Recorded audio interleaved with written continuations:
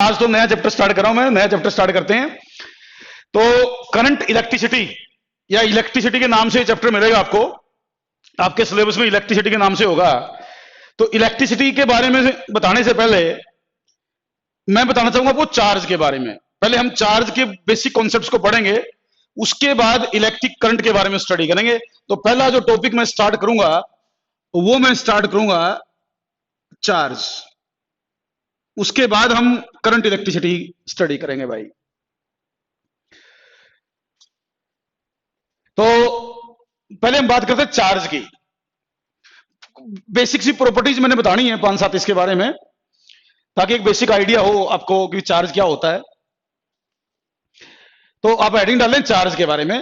तो एक तो ये ध्यान रखना कि चार्ज जो है दो टाइप का होता है, पॉजिटिव और नेगेटिव। केवल दो ही टाइप है चार्ज की, या पॉजिटिव चार्ज होता है या फिर नेगेटिव चार्ज होता है। और चार्ज एक स्केलर क्वांटिटी है। चार्ज एक स्केलर क्वांटिटी है। चार्ज की कोई डायरेक्शन नहीं होती। पॉजिटिव नेगेटिव तो हो सकता है, बट इसकी कोई डायरेक्शन नहीं होती। जैसे प्रोटॉन का चार्ज है पॉजिटिव है, प्रोटॉन का चार्ज प्लस ई होता है। इलेक्ट्रॉन का चार्ज माइनस ई होता है। ई जो है, ई का मतलब होता है 1.6 इंटू 10⁻⁻19 कूलम। इतने चार्ज को ई बोलते हैं। तो E is equal to 1.6 into 10⁻⁻19 coulomb. ये E की वैल्यू है।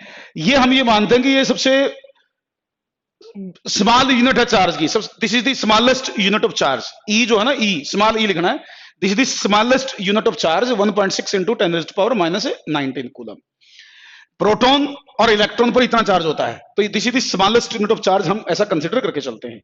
किसी भी बॉडी पर जो चार्ज होता है वो इसका प्लस माइनस एन ई होता है। किसी भी बॉडी का जो चार्ज है इसके इंटीग्रल मल्टीपल में होगा, ई के इंटीग्रल मल्टीपल में। इसमें जैसे एन की वैल्यू 1, 2, 3 इस तरीके से होगी ई की वैल्यू। मतलब किसी भी बॉडी का जो चार्ज होता है या तो होता है प्लस माइनस ई होता है, या चार्ज होता है प्लस माइनस 2E, या चार्ज होगा प्लस माइनस 3E, या चार्ज होगा plus minus 4E।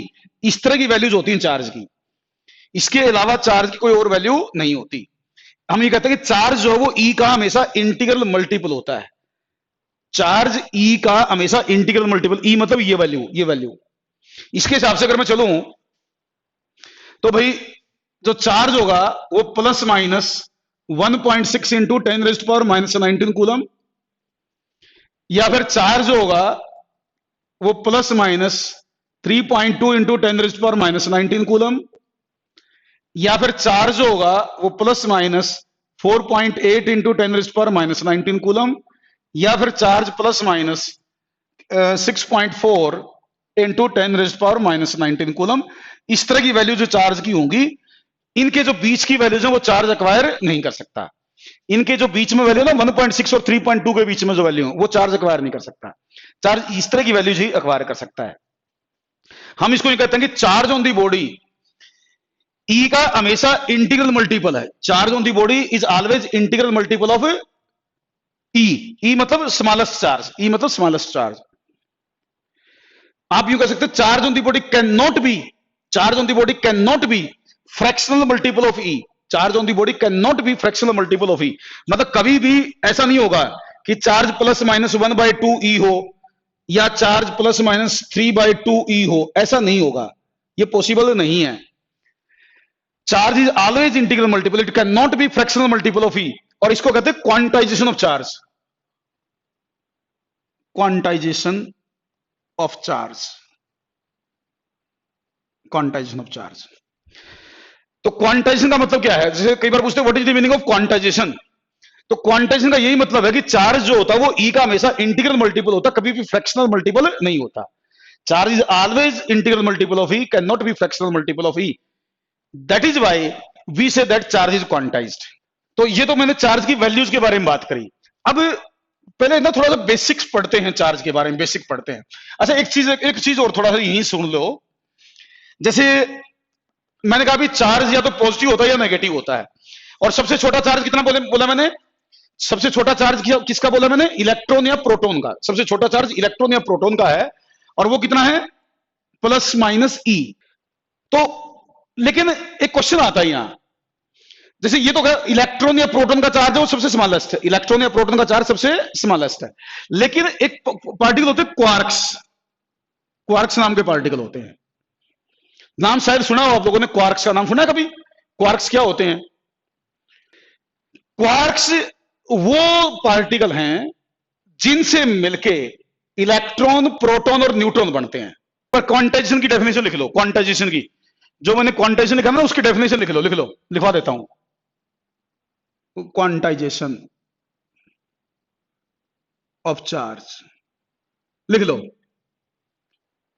Charge on the body, charge on the body और particle, charge on the body और the particle will always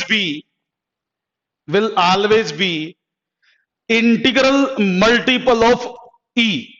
Charge on the body or particle will always be integral multiple of E. इसी में लिख लो, will be always integral multiple of E। साथ में लिख लो, charge cannot be fractional multiple of E. That is why we say that charge is quantized। quantized का मतलब है कि चार्ज की कुछ वैल्यू, कुछ गैप के ऊपर जो वैल्यूज हैं वही पॉसिबल हैं। चार्ज की कंटिन्यूअस वैल्यूज पॉसिबल नहीं है, चार्ज की कंटिन्यूअस वैल्यूज पॉसिबल नहीं है। चार्ज की कुछ फिक्स वैल्यूज हैं, जैसे मैंने बोला प्लस माइनस ई, इसके बाद बीच की वैल्यू नहीं होगी, सीधी होगी, तो अगली कौन सी होगी? प्लस माइनस 2e या फिर प्लस माइनस 3e।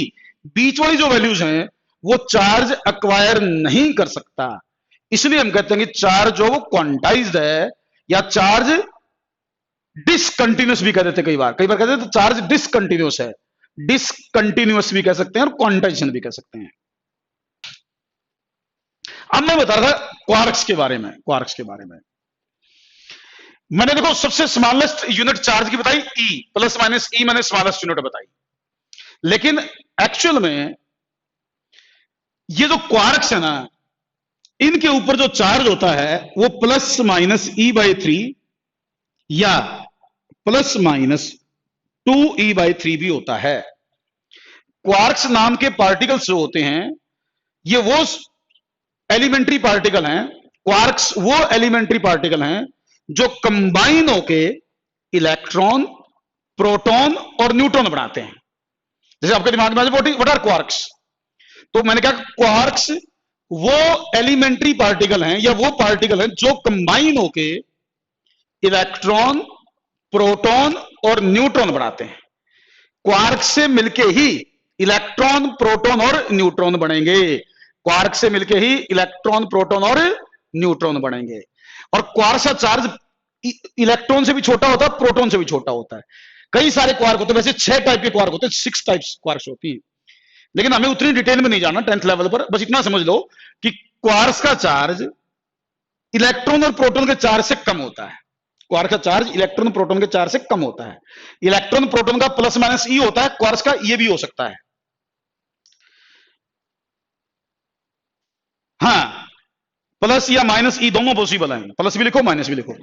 फिर एक क्वेश्चन पूछा जाता है आपसे, एक क्वेश्चन पूछेंगे, जैसे मैंने अभी क्या कहा आपको, मैंने कहा भी सबसे स्मॉलेस्ट जो यूनिट है चार्ज की, सबसे छोटा चार्ज जो हम जो मानते हैं वो प्लस माइनस ई को मानते हैं। मैंने ये लिखवाया है, बोल दिया शुरू में मैंने। अभी मैं ये कह रहा हूं कि क्वार्क्स का चार्ज इलेक्ट्रॉन और प्रोटॉन के चार्ज से कम होता है। तो क्वेश्चन पूछा जाएगा आपसे, क्वेश्चन ये पूछा जाएगा कि भाई क्वार्क्स का चार्ज जब इलेक्ट्रॉन और प्रोटॉन से या ई से कम है, ई से कम है, खुद मैं कह रहा हूं ई से कम है, लेकिन उसको स्मॉलेस्ट क्यों नहीं बोल रहा मैं, उसको स्मॉलेस्ट चार्ज क्यों नहीं मान रहे हम, जबकि वो प्लस माइनस ई से कम है? तो उसका कारण है, आपसे उसे कारण बताओ कि क्यों नहीं मान रहे, जब कम है तो कम बोलो उसको, लेकिन नहीं बोल रहे हम। उसका रीजन ये है कि क्वार्क्स का जो चार्ज होता है या क्वार्क्स नाम के जो पार्टिकल हैं क्वार्क्स नाम के पार्टिकल हमेशा कंबाइंड फॉर्म में एग्जिस्ट करते हैं। क्वार्क्स नाम के पार्टिकल हमेशा कंबाइंड फॉर्म में एग्जिस्ट करते हैं। कभी भी क्वार्क्स फ्री स्टेट में एग्जिस्ट नहीं करते।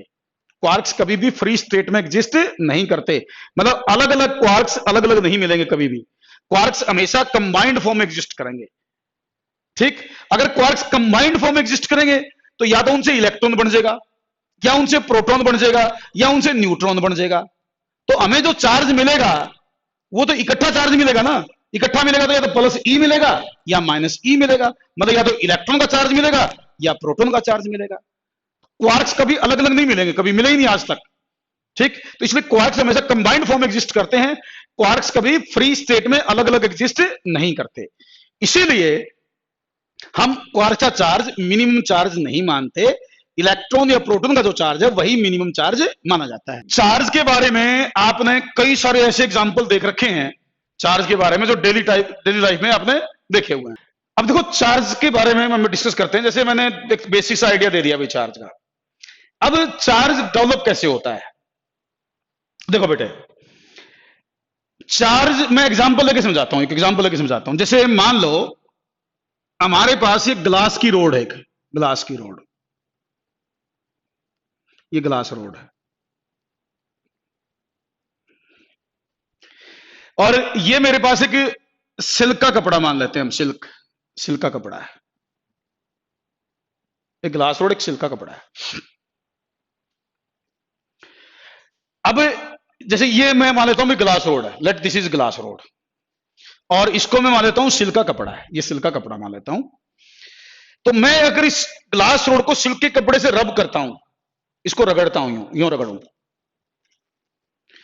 तो जब कोई भी दो चीजें, ये तो मैंने एग्जांपल दिया ग्लास रोड सिल्क का, तो और भी बहुत सारे मटेरियल हो सकते हैं, मैंने इनका एग्जांपल दिया। कई सारे मटेरियल ऐसे रब किए जा सकते हैं, ये मत सोचना कि ये क्यों मैंने लिया, बहुत सारे एग्जांपल बनते हैं, हमें इसकी जरूरत है, मैंने ये बता दिया। तो ग्लास रोड को सिल्क के कपड़े से जब आप रब करोगे ना, तो इनके बीच में फ्रिक्शन होगा, इनके बीच में फ्रिक्शन होगा। अब उस फ्रिक्शन को कम ओवरकम करना है आपको। तो इन जब रगड़ोगे तो फ्रिक्शन हो रहा है, तो उसको ओवरकम करने के लिए आप वर्क कर रहे हो, आप वर्क करोगे।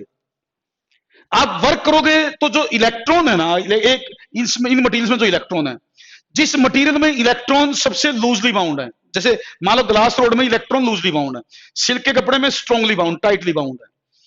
कोई एक जो भी रब करोगे उनमें नेचर के हिसाब से डिपेंड करेगा। मान लो ग्लास रोड में इलेक्ट्रॉन लूजली बाउंड है, सिल्क में टाइटली बाउंड है। तो जब मैं इनको रब करूंगा आपस में तो फ्रिक्शन हुआ, फ्रिक्शन हुआ तो उसको ओवरकम करने के लिए मुझे वर्क करना पड़ेगा। जब मैं वर्क करूंगा तो इलेक्ट्रॉन को एनर्जी मिल जाएगी, इलेक्ट्रॉन्स को क्या मिल जाएगी, एनर्जी। और जिस मटेरियल में इलेक्ट्रॉन लूजली बाउंड है, वो उसमें से इलेक्ट्रॉन निकल के दूसरे में चले जाएंगे, उसमें से इलेक्ट्रॉन निकल के दूसरे में चले जाएंगे। जैसे इस केस में इलेक्ट्रॉन ग्लास रोड से सिल्क में चले जाएंगे, तो इलेक्ट्रॉन दे देगी ग्लास रोड सिल्क को, इलेक्ट्रॉन दे देगी।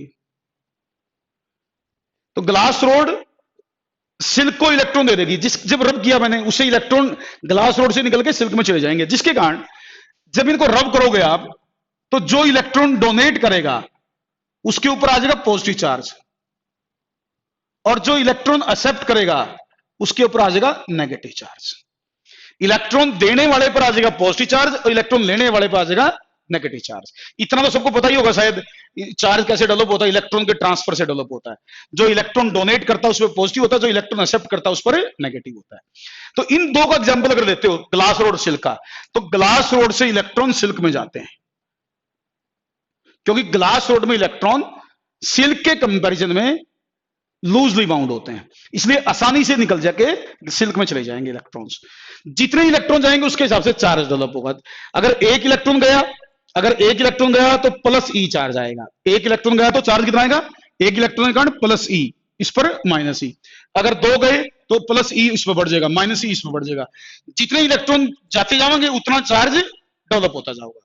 अगर मान लो एन इलेक्ट्रॉन ट्रांसफर हो जाते हैं, एन इलेक्ट्रॉन्स ट्रांसफर हो जाते हैं, तो देने वाले पे चार्ज आता है प्लस एन ई, लेने पर आता है माइनस एन ई। इलेक्ट्रॉन के ट्रांसफर होने से चार्ज आता है, इलेक्ट्रॉन के ट्रांसफर होने से, जब दो चीजों को रब करते हो उसके कारण उसमें इलेक्ट्रॉन ट्रांसफर होते हैं, जिसमें इलेक्ट्रॉन लूजली बाउंड है वो इलेक्ट्रॉन डोनेट करता है, जिसमें इलेक्ट्रॉन टाइटली बाउंड है वो इलेक्ट्रॉन एक्सेप्ट करता है।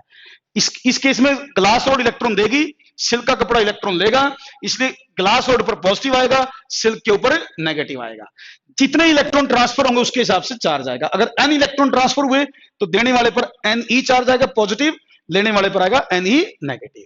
तो इसीलिए हमने कहा कि जो चार्ज होता है वो प्लस माइनस Ne होता है, प्लस माइनस Ne चार्ज होता है। तो आपने जब दो चीजों को रब करा तो इलेक्ट्रॉन ट्रांसफर हुए एक मटेरियल से दूसरे मटेरियल में, और इसके कारण चार्ज डेवलप हुआ। तो ये जो प्रोसेस है ना, ये जो प्रोसेस है रब करके चार्ज डेवलप करना, इसको हम कहते हैं चार्जिंग बाय फ्रिक्शन। क्या कहते हैं इसे हम? Charging by friction. फ्रिक्शन के द्वारा चार्ज डेवलप करना। रब किया तो फ्रिक्शन हुआ, फ्रिक्शन के द्वारा चार्ज हमने डेवलप किया तो हमने नाम दे दिया इसको चार्जिंग बाय फ्रिक्शन। और चार्जिंग बाय फ्रिक्शन में एक मटेरियल से इलेक्ट्रॉन दूसरे मटेरियल में ट्रांसफर होंगे, इस तरीके से चार्ज डेवलप होगा। अच्छा, चार्जिंग बाय फ्रिक्शन जो होता है ना, ये जो प्रोसेस है चार्जिंग बाय फ्रिक्शन का, ये आप डेली लाइफ में कई जगह ऑब्जर्व करते हो। डेली लाइफ में इस प्रोसेस को कई जगह आपने देखा हुआ है। छोटे छोटे एक्सपेरिमेंट भी आपने क्लासेस में किए होंगे, खुद भी अब भी कर सकते हैं एक्सपेरिमेंट। आप जैसे स्केल ले लो, स्केल को ना, स्केल को सूखे बालों से रगड़ो, सूखे बालों से रगड़ो स्केल को। चार्जिंग बाय फ्रिक्शन के कुछ और एग्जांपल मैं डेली लाइफ से रिलेटेड लेता हूं। आपने कभी आपने सुना है कि आप कोई आदमी को किसी जगह आपने किसी हाथ मिलाया, वैसे आजकल तो हाथ मिलाना नहीं कोरोना के कारण, लेकिन कई बार ऐसा हो आपने किसी को छू लिया और उस आदमी ने करंट मारा हो, ऐसा हुआ कभी? उसमें क्या होता है, जैसे ना कई बार हमारी बॉडी पर चार्ज एक्यूमुलेट हो जाता है। जैसे मान लीजिए हम कुर्सी पे बैठे हैं और बार बार रगड़ लग रही है, ऐसे रगड़ रहे हैं हम, कभी उधर बैठे कभी इधर बैठे, तो कई सारे कारणों से हमारी बॉडी पर चार्ज एक्यूमुलेट हो सकता है। चार्जिंग बाय फ्रिक्शन के कारण कई बार हमारी बॉडी पर चार्ज एक्यूमुलेट हो सकता है।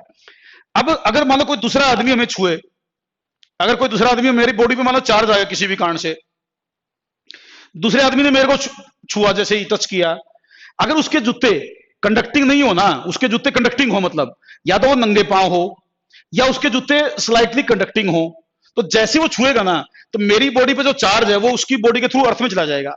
मेरी बॉडी के थ्रू चार्ज उसकी बॉडी के, मेरी बॉडी का चार्ज उसकी बॉडी के थ्रू अर्थ में चला जाएगा। अगर वो नंगे पांव है या उसके जूते अड़के से कंडक्टिंग हो तब ऐसा होगा। तो क्योंकि मेरी बॉडी में अगर मेरे जूते नॉन कंडक्टिंग है तो मेरी बॉडी का चार्ज जा नहीं पा रहा, जैसे उसने छुआ उसकी बॉडी के थ्रू वो चार्ज अर्थ में चला गया। जैसे ही चार्ज चलेगा तो करंट लगेगा, चार्ज चलना ही तो करंट होता है। तो वो भी चार्जिंग बाय फ्रिक्शन है। एक और एक्सपेरिमेंट कर सकते हो आप, किसी के साथ मजाक करना हो ना, किसी के साथ मजाक करना हो, जैसे घर में प्लास्टिक की कुर्सी है, मान लो आपके घर में प्लास्टिक कुर्सी है, उसको ना अच्छी तरह रगड़ दो, अच्छी तरह रगड़ दो, रगड़ दो अच्छी तरह, तौलिए से रगड़ दो, तौलिए से रगड़ दो प्लास्टिक की कुर्सी को। अब आपने जूते पहनने हैं, आपने जूते पहन के रखना है और रगड़ दो उसको। फिर किसी को बुलाओ दूसरे को और बोलो भाई चप्पल निकाल दे, जूते निकाल दे, चप्पल निकाल दे, जूते निकाल दे, और अब कुर्सी को छू, पहले उसको रगड़ो, उसको दिखाओ मत। अब आपने जूते पहन के रखने हैं और कुर्सी को रगड़ना अच्छी तरह, पूरी अच्छी तरह टॉवल से। फिर दूसरे आदमी को बोलो जूते निकाल के इस कुर्सी को हाथ लगाइयो वहां जहां रगड़ा था आपने। जैसे वो छुएगा ना उसको करंट लगेगा, कूद के पड़ेगा वो कुर्सी को छूते ही।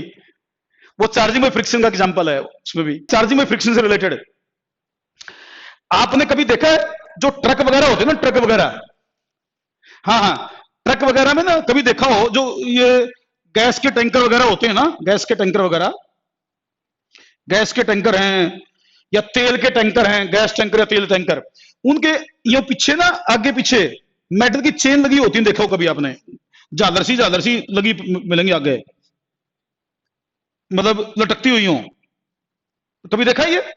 जो ट्रक है, मान लो लेटियो ट्रक है, तो इस ट्रक का आगे यहां और पीछे मेटल की चेन सी लगी होती है, देखा हो तो, कभी नोट किया हो तो, है देखा है?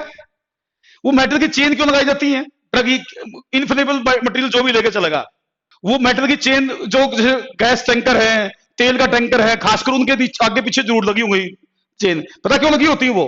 पता क्या होता है बेटे, जब ट्रक चलेगा ना, तेल टैंकर है, गैस टैंकर है, जब चलेगा तो एयर के फ्रिक्शन के कारण ट्रक की बॉडी पर चार्ज डेवलप होता है। एयर फ्रिक्शन के कारण, एयर फ्रिक्शन के कारण ट्रक की बॉडी पर चार्ज डेवलप हो जाता है। और अगर मान लो वो चार्ज ट्रक की बॉडी पर ही एक्यूमुलेट होता जाए लगातार, तो चार्ज के कारण स्पार्किंग हो सकती है। चार्ज के कारण स्पार्किंग हो सकती है, और चार्ज के कारण अगर स्पार्किंग होगी ना तो गैस टैंकर या तेल टैंकर में आग लग जाएगी। गैस टैंकर और तेल टैंकर में आग लगने के चांस बढ़ जाएंगे उससे। तो उसको अवॉइड करने के लिए, ताकि चार्ज ट्रक की बॉडी पर एक्यूमुलेट ना हो, तो गैस टैंकर के आगे, तेल टैंकर के आगे मेटल की चेन लटका देते हैं, वो जो ग्राउंड पर टच करती हुई चलती हैं, ग्राउंड पर टच करती हैं वो। उससे ये होता है कि ट्रक की बॉडी पे जो भी चार्ज एयर के फ्रिक्शन के कारण डेवलप होगा, ट्रक की बॉडी पे जो भी चार्ज एयर के फ्रिक्शन के कारण डेवलप होगा, वो चार्ज उन चेन्स के थ्रू अर्थ में ट्रांसफर होता रहेगा, ट्रक की बॉडी पर एक्यूमुलेट नहीं होगा, वो अर्थ में ट्रांसफर हो जाएगा चार्ज, जिससे वो स्पार्किंग के चांसेस खत्म हो जाएंगे। इसलिए चेन लगाई जाती हैं। वैसे ना, जो भी आजकल जो गाड़ियां बनाई जाती है ना, जो भी गाड़ियां हैं, उनके जो टायर है ना, टायर, आजकल जो गाड़ियां हैं ना, उनके टायर जो है वो स्लाइटली कंडक्टिंग बनाए जाते हैं, स्लाइटली कंडक्टिंग, हल्के सा कंडक्टिंग मटेरियल डाला जाता है टायर में, रबड़ में। उसका भी यही कारण होता है। कुछ क्वेश्चन पूछा जाता है कि टायर जो हैं स्लाइटली कंडक्टिंग क्यों बनाए जाते हैं। टायर स्लाइटली कंडक्टिंग इसलिए बनाए जाते हैं ताकि जो फ्रिक्शन के कारण चार्ज, गाड़ी है भाई, किसी ने कार ले ली, अच्छी सी कार ले ली 10-15 लाख रुपए की, वो तो मेटल की चेन लटका नहीं रहा कि आगे पीछे मेटल की चेन लटका दे, चार्ज ट्रांसफर हो जाएगा अर्थ में, है उसकी कार की सुंदरता खत्म हो जाएगी, है सारी शो खराब हो जाएगी कार की। तो वो तो चेन लटकाएगा नहीं, ट्रक के आगे लटका देगा चेन, अब कोई दिक्कत नहीं है।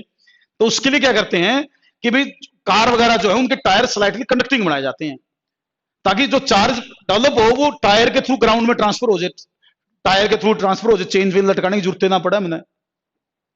इसलिए पूछा जाता है टायर वो स्लाइटली कंडक्टिंग क्यों बनाए जाते हैं, वो एयर फ्रिक्शन के कारण चार्ज को ग्राउंड में ट्रांसफर करने के, एयर फ्रिक्शन जो चार्ज है वो ग्राउंड में ट्रांसफर हो जाए। तो ये सब जो मैं एग्जांपल दे रहा हूं ना, ये चार्जिंग बाय फ्रिक्शन एग्जांपल्स हैं।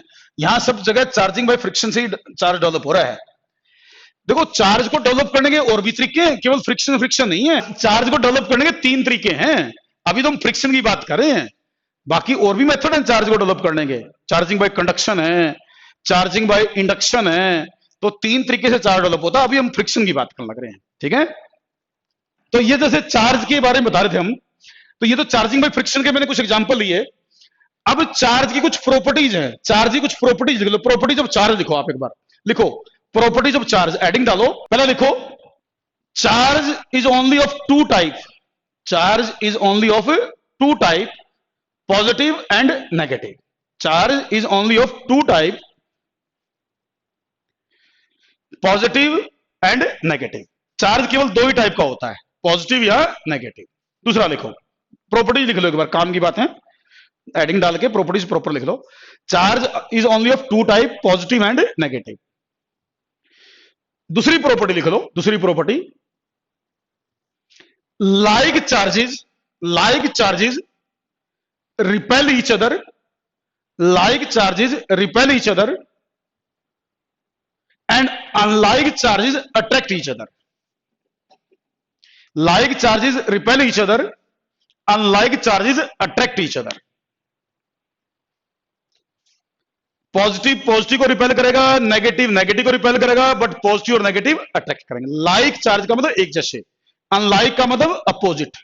तो like charges repel each other, unlike charges attract each other. तीसरा पॉइंट लिख लो, charge is quantized, charge is quantized. वो जो क्वांटाइजेशन वाली बात थी ना, वो भी प्रॉपर्टी के तौर पे लिखनी है आपने। Charge is quantized, charge quantized है, क्वांटाइजेशन ऑफ चार्ज जो मैंने लिखा है ना वो। चौथी प्रॉपर्टी लिख लो, चौथी प्रॉपर्टी लिख लो, charge is scalar quantity, charge is scalar quantity. Charge की कोई डायरेक्शन नहीं होती, पॉजिटिव नेगेटिव जरूर होता है, but it is a scalar quantity. Next property लिख लो, तो charge is a scalar quantity. Next property लिखो, charge does not depends on, charge does not depends on state of rest और state of motion of the body. मतलब charge body rest में है या body motion में है, इस पर डिपेंड नहीं करता।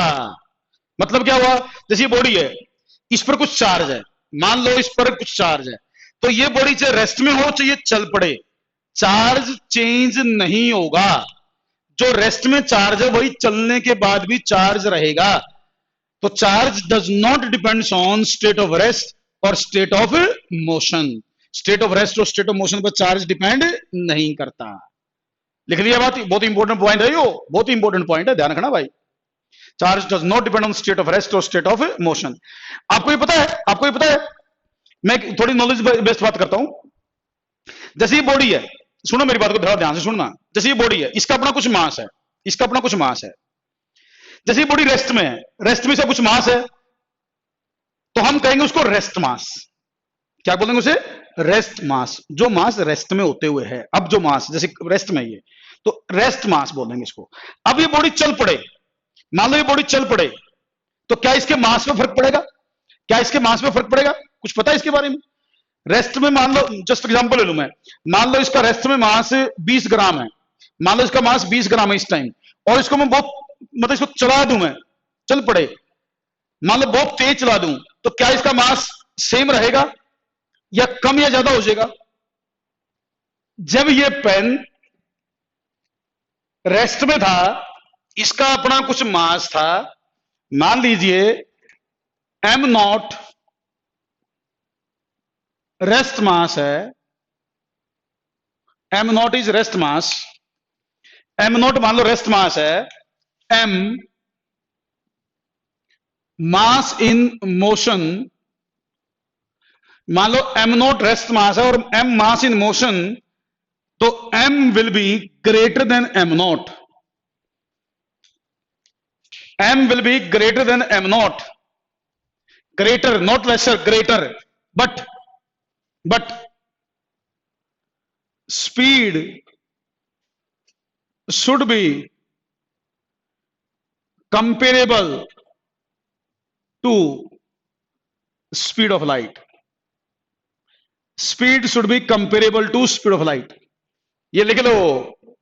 मास इंक्रीज करेगा लेकिन नॉर्मल कंडीशन में इंक्रीज नहीं करेगा। जैसे मेरा कुछ मास है, मेरा कुछ मास है, जैसे मैं रेस्ट में मेरा कुछ मास है, मैं दौड़ने लग जाऊं, मैं दौड़ने लग जाऊं, मेरे मास पे कुछ नहीं फर्क पड़ेगा, मेरे मास पे कुछ नहीं फर्क पड़ेगा। अगर मैं रेस्ट में मेरा कुछ मास है, मैं दौड़ने लग जाऊं, मेरे मास पे कुछ फर्क नहीं पड़ेगा। लेकिन मैं बहुत तेज दौड़ूं, मेरी स्पीड लाइट की स्पीड के आसपास हो जाए, मेरी स्पीड लाइट के बराबर नहीं, लाइट के बराबर किसी की स्पीड नहीं होती, बट लाइट की स्पीड के आसपास हो जाए, बहुत तेज बाजू में लाइट की स्पीड के आसपास बाजू, तो मेरा मास बढ़ जाएगा, घटना नहीं बढ़ जाएगा। डेली लाइफ में नहीं होता, डेली लाइफ में तो कोई इतनी तेज चल नहीं सकती चीज, लाइट की स्पीड के आसपास थोड़ा नहीं कोई चल सका है। बट अगर कोई चीज चल पड़ी, अगर कोई चीज चल पड़ी, उसकी स्पीड लाइट की स्पीड के आसपास होगी, तो उसका मास इंक्रीज करेगा, मास इंक्रीज करता है। ये आइंस्टीन थ्योरी है, this is Einstein theory. Einstein ने थ्योरी दी थी, थ्योरी ऑफ रिलेटिविटी, उसके अकॉर्डिंग ऐसा किया गया, उसके अकॉर्डिंग ऐसा कंसीडर किया गया। तो मास रेस्ट में कम होता है, मास रेस्ट में कम होता है। अगर कोई चीज बहुत तेज दौड़ ले, उसकी स्पीड लाइट की स्पीड के आसपास हो जाए, तो मास इंक्रीज कर जाता है। लाइट की स्पीड के इक्वल मत लिख देना, not equal to light speed of light, equal नहीं, कंपेरेबल, मतलब उसके आसपास, कंपेरेबल, बहुत कम ना हो उससे, तब मास इंक्रीज करता है। लिख लेना ये बात, according to theory of relativity. Theory of relativity दी थी आइंस्टीन ने, उसमें ऐसा माना गया था। तो मास रेस्ट हमेशा कांस्टेंट नहीं होता भाई, आज तक सुना होगा तुम लोगों ने कि मास कांस्टेंट होता है। Mass is not always constant, ये लिख लेना बात, ये mass is not always constant, mass भी चेंज हो सकता है। अच्छा एक चीज और, जैसे इस पेन की, वही पेन ले लेता हूं, बच्चे सोचेंगे दूसरा पेन ले लीजिए आपने। तो अब ये पेन था, ये रेस्ट में है, इसकी अपनी कुछ लंबाई है, इस पेन की अपनी कुछ लंबाई है। अगर रेस्ट में इसकी अपनी कुछ लंबाई है, मान लो इसकी लंबाई 6 सेंटीमीटर है, मान लो इस पेन की लंबाई 6 सेंटीमीटर है। अगर ये पेन तेज चलना स्टार्ट कर दे, इसकी स्पीड लाइट की स्पीड के कंपेरेबल हो जाए, इसकी स्पीड लाइट की स्पीड के कंपेरेबल हो जाए, तो आपसे पूछेंगे इसकी लेंथ पर क्या फर्क पड़ेगा, इसकी लेंथ पर क्या फर्क पड़ेगा? घट जाएगी, length will decrease, length will decrease, length घट जाती है। मोशन में लेंथ कम होती है, रेस्ट में लेंथ ज्यादा होती है। लेंथ विल डिक्रीज, डिक्रीज बोला मैंने, decrease, length will decrease. Length contraction कहते हैं इसे, this is called length contraction, length contraction. Rest में लेंथ ज्यादा होगी, मोशन में लेंथ घटेगी। मास तो बढ़ेगा, लेंथ घटेगी। छोटा और मोटा, छोटा और मोटा मोशन में, अगर बहुत तेज दौड़ोगे तो ये पेन छोटा और मोटा हो जाएगा। मोटे का मतलब मेरा है मास बढ़ जाएगा, लेंथ घट जाएगी और मास बढ़ जाएगा। तो ये ध्यान रखना होता है, मास बढ़ता है, मास स्टेट ऑफ रेस्ट और मोशन पर डिपेंड करता है, लेंथ भी स्टेट ऑफ रेस्ट और मोशन पर डिपेंड करती है। लेंथ भी स्टेट ऑफ रेस्ट और मोशन पर डिपेंड करती है, मास भी स्टेट ऑफ रेस्ट और मोशन पर डिपेंड करता है, but charge state of rest और मोशन पर डिपेंड नहीं करता। चार्ज स्टेट ऑफ रेस्ट और मोशन पर डिपेंड नहीं करता, मास और लेंथ दोनों करेंगे, याद रखनी बात। और इसमें एक चीज और होती है, सुनो, एक होती है linear, linear charge density. Linear charge density, linear charge density का मतलब होता है charge by length. Linear charge density का मतलब charge by length, linear charge density. आपसे पूछेगा भाई, क्या linear charge density state of rest और मोशन पर डिपेंड करेगी? क्या linear charge density state of rest और मोशन पर डिपेंड करेगी? Linear charge density state of rest और मोशन पर डिपेंड करेगी या नहीं करेगी? उसका जवाब दो मुझे। लीनियर चार्ज डेंसिटी, लेंथ घटेगी, लेंथ घटेगी मोशन में तो लीनियर चार्ज डेंसिटी बढ़ेगी। लेंथ घटेगी तो लीनियर चार्ज डेंसिटी बढ़ेगी। लेंथ डिक्रीज करेगी तो linear charge density will increase. एक होता है स्पेसिफिक चार्ज। स्पेसिफिक चार्ज, एक स्पेसिफिक चार्ज होता है। स्पेसिफिक चार्ज भी एक चीज है। स्पेसिफिक चार्ज का मतलब है charge by mass, charge by mass, इसको बोलते हैं specific charge. Q by M, Q by M, charge, specific charge. बताओ भाई, क्या ये स्पेसिफिक चार्ज, क्या ये specific charge state of rest और स्टेट ऑफ मोशन पर डिपेंड करेगा? बच्चों बोलो, क्या specific charge state of rest और स्टेट ऑफ मोशन पर डिपेंड करेगा? रेस्ट की बजाय मोशन में, मोशन में ये इस पर क्या फर्क पड़ेगा? मोशन में ये डिक्रीज करेगा, इंक्रीज करेगा? ये लिख के बताओ मुझे। मोशन में,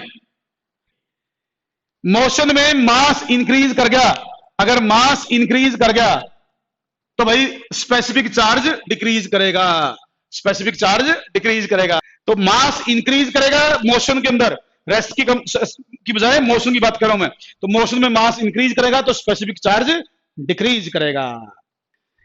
तो ये कौन सी चीजें रेस्ट पर डिपेंड, रेस्ट या मोशन पर डिपेंड करती हैं, कौन सी नहीं करती हैं? कई बार क्वेश्चन आता है एनटीएससी लेवल पर, एनटीएससी लेवल पर पूछ सकता है आपसे कि चार्ज या मास या लेंथ में कौन सी तो स्टेट ऑफ रेस्ट पर डिपेंड करेगी, कौन सी स्टेट ऑफ रेस्ट या मोशन पर डिपेंड नहीं करेगी। इस तरीके से क्वेश्चन पूछा जा सकता है आपसे, तो आपको क्लियर होनी चाहिए, इसका जवाब आपको देना आना चाहिए भाई। मैं उम्मीद करता हूं कि आप इसका जवाब दे देंगे। मैं इनको बीच में एक्सप्लेन करने लग गया। एक प्रॉपर्टी और लिख लो चार्ज की, चार्ज की एक प्रॉपर्टी और लिखो, लिखो। मेरे ख्याल से मैंने 4 प्रॉपर्टी बताई थी, 5 बताई थी, 5 बता दी, छठी लिख लो। आप लिख लो charge, charge does not exist, charge does not exist without rest mass. Charge does not exist without rest mass. Charge rest mass के बगैर एग्जिस्ट नहीं करता। मतलब क्या है? मतलब क्या है इसका? मतलब यह है कि जिसका रेस्ट मास ना हो, जिसका रेस्ट मास ना हो, रेस्ट में जिसकी एग्जिस्ट, देखो रेस्ट मास का मतलब जैसे ये पेन है, इसका तो मास है। अगर कोई चीज ऐसी है जिसका रेस्ट में मास नहीं है तो उस पर चार्ज एग्जिस्ट नहीं करेगा। रेस्ट में मास होना जरूरी है चार्ज को एग्जिस्ट करवाने के लिए। हाँ, जैसे एक होते हैं फोटोन, फोटोन होते हैं, फोटोन नाम सुना होगा शायद आप लोगों ने, फोटोन्स। फोटोन्स, फोटोन्स का रेस्ट मास 0 होता है। फोटोन्स का रेस्ट मास 0 होता है। फोटोन्स का कोई रेस्ट मास नहीं होता, इसीलिए इसीलिए इसीलिए फोटोन्स न्यूट्रल होते हैं, नो चार्ज, क्योंकि इनका रेस्ट मास नहीं है। इनका रेस्ट मास नहीं है तो चार्ज भी नहीं होगा। फोटॉन्स नाम के पार्टिकल सुने कभी? एनर्जी पार्टिकल होते हैं, energy particles, energy particles, photons, energy particles. हाँ, लाइट में चार्ज नहीं, ये एनर्जी पार्टिकल वही है, फोटोन है बेटे, फोटॉन्स है ये। तो इनका रेस्ट मास जीरो होता है, रेस्ट मास जीरो होता है तो इनका कोई चार्ज भी नहीं होता। तो जिसका भी रेस्ट मास नहीं होगा ना, जिस पर जिसका मास रेस्ट मास नहीं है, उस पर चार्ज होने का कोई चांस नहीं है। ये बात दिमाग में बैठा लो, ठीक है। उसका एग्जांपल मैंने दे दिया फोटॉन्स का। इसके बाद लास्ट जाते जाते एक प्रॉपर्टी और लिख लो, एक प्रॉपर्टी और लिख लो, मैं इसको एक्सप्लेन कल कर दूंगा। आप लिखिए, in an isolated system, in an isolated system, in an isolated system, total charge remains conserved. In an isolated system, total charge remains conserved or constant. दोनों बातें लिख लो। In an isolated system, total charge remains conserved or constant. मतलब एक isolated system का total charge हमेशा constant रहता है, जो भी उसकी वैल्यू रहती है वो ना घटती ना वो बढ़ती। अगर सिस्टम आइसोलेटेड है तो total charge will remain constant.